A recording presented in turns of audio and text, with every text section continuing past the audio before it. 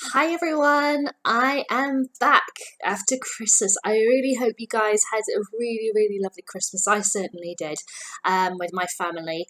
We got back, should I say, not I got back. We got back yesterday, but because we had such horrendous traffic and all sorts to get through, our drive was a lot longer than it should have been, and by the time I, got home, sorted out various things that need to be done and all that, and finally sat down, I was absolutely exhausted and it was already into the evening. So I decided to, instead of choosing my video of this, this video shows, right after I got back, I decided, no, wait until tomorrow. So this is me now doing my review of The Postmistress by Sarah Blake. Now, this is the first book of Sarah Blake's that I've ever read. I got this book because my sister bought it for me as part of a birthday present, along with The Vanishing Act of Esme Lennox, which I read earlier this year. And yeah, just as with that book, I got it. I thought, oh, all right, I'll read this, put it down, and never picked it up. So that's why I decided to do it. And yeah, so Sarah Blake, I've researched this because I didn't know anything about Sarah Blake at all. She's an American author. This is her second book. She hasn't published anything since this was written, and this was written in 2010. So I don't know if there's going to be another book from Sarah on the horizon, but she does have a previous book, the title of which I can't remember for the life of me right now. But yeah, so there is another book out there by Sarah Blake if you want to read any of her other stuff. Now, The Postmistress. Now, The Postmistress is set in 1940s in America, but it does go through France and England and such as well, because it follows three women. Now, the first one we introduced to right away, her name is Frankie Bard.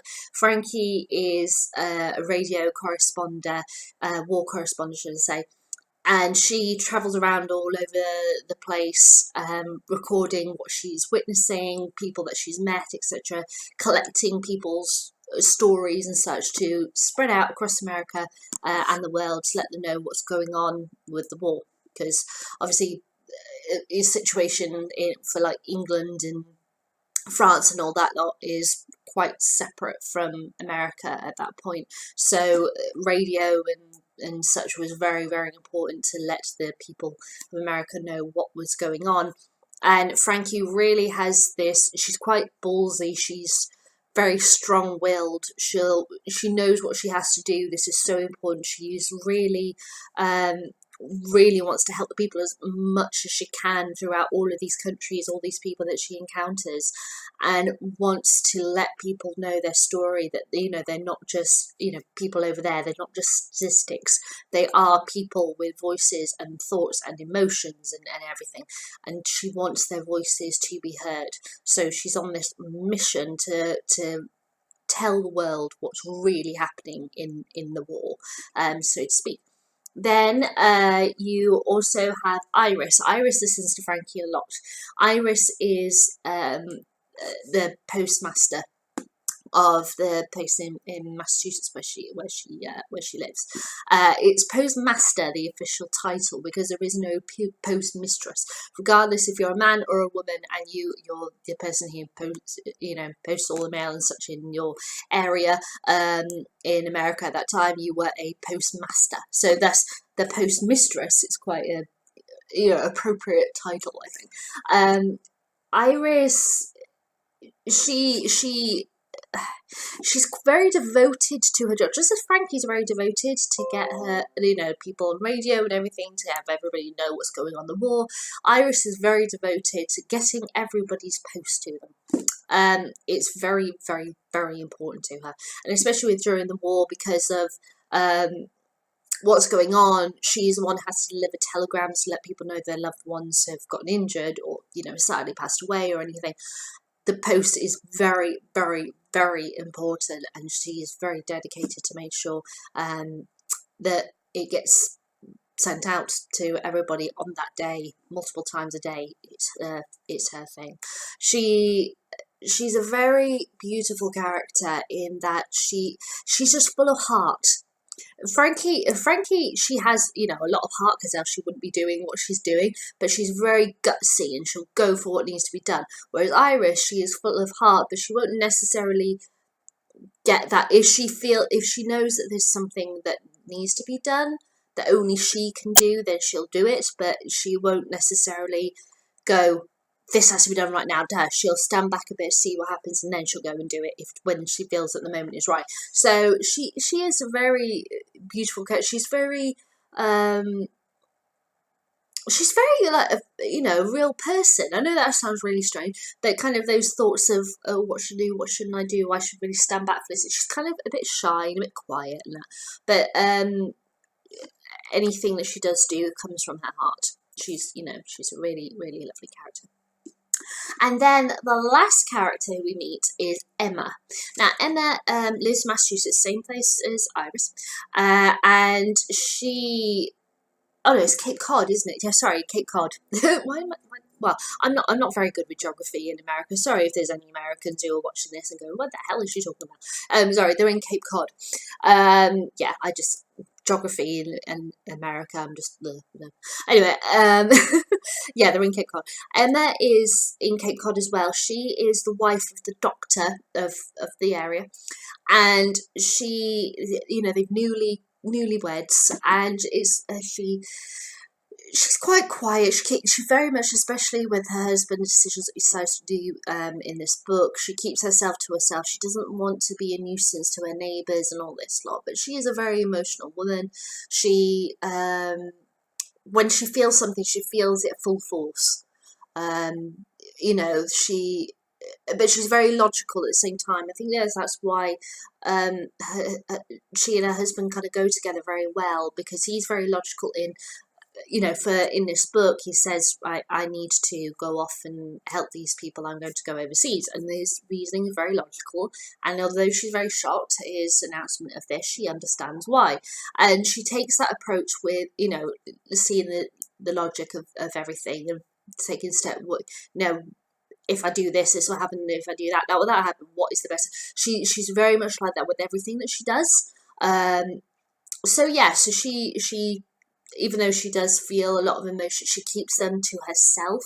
But when she's around other people, her mind is her, the thing that is projected to all. She's very logical, and she'll, assess situations and all stuff like that. But yeah, Emma's husband is wanting to go overseas to help out to be a doctor in France, and she depends on Frankie Bard's radio to correspondence and such to tell her what is going on, and she also depends on Iris to posting the letters from her husband to be able to know that he's okay. So all three of these women are completely connected, even though they at the at the beginning of the book, even though as time goes on they do interact and such, obviously, but at the beginning they've never really met each other, but they are all intertwined in this one mission to find out what's going on with Emma's husband. And as time goes on, a letter needs to be delivered, and Frankie needs to get it. She decides to go on this mission to deliver it by hand. She's going to go all the way across war-torn Europe to hand this letter in person.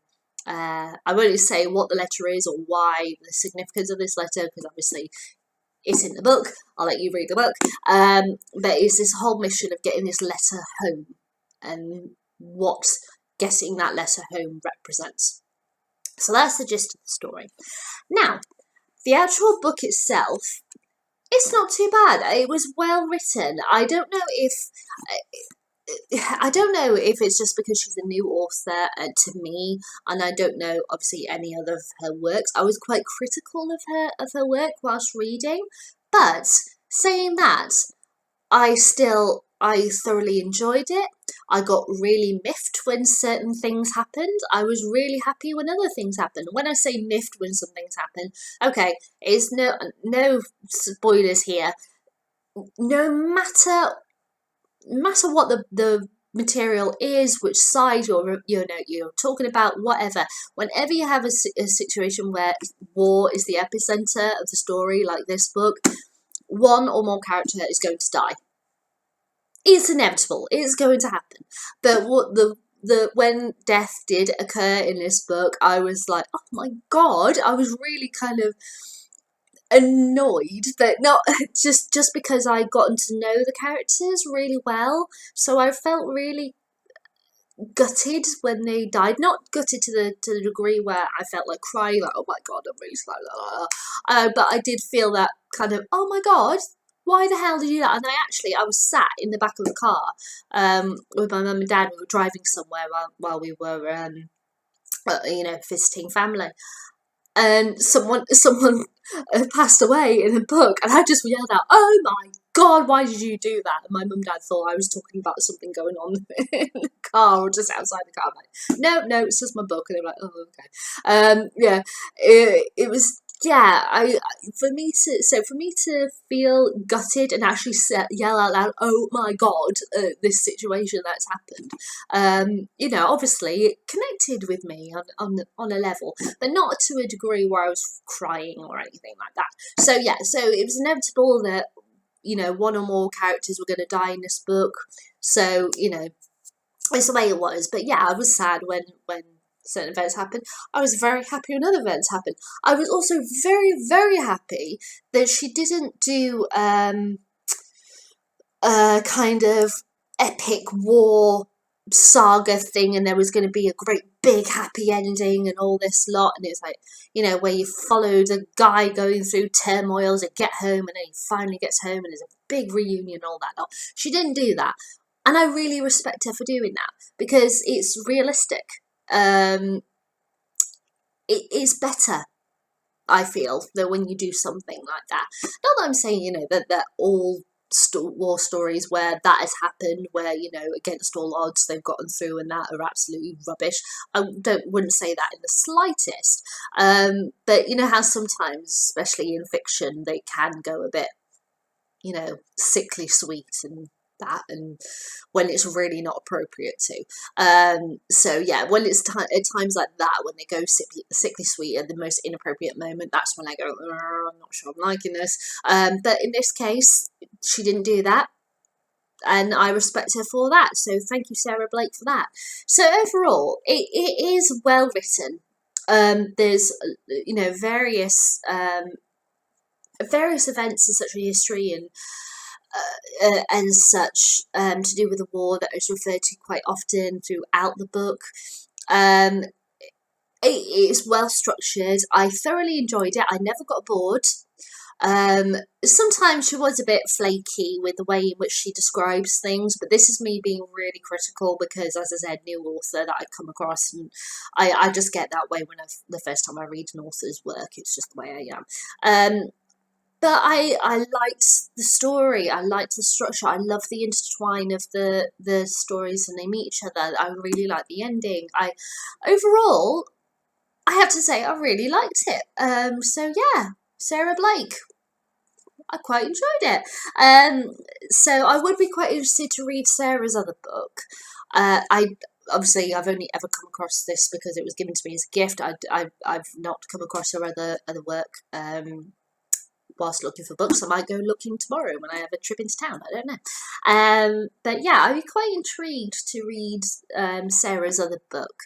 It's kind of a shame that she hasn't written any other books. I don't know if there's a particular reason why she hasn't, or I don't know. But there was only 2 books listed on her book list of novels and such when I looked her up the other day. So yeah, I would like to read Sarah's other works, but I have to say there's a quote here on the front written by Catherine Stockett, who wrote The Help, and she says, "A beautifully written, thought-provoking novel that I'm telling everyone I know to read." And I think I'd have to agree with that. I tell people to read this book.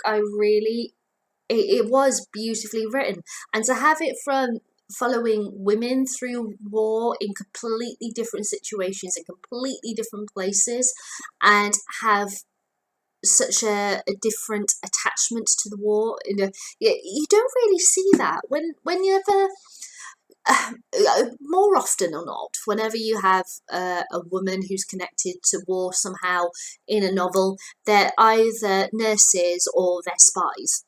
You don't have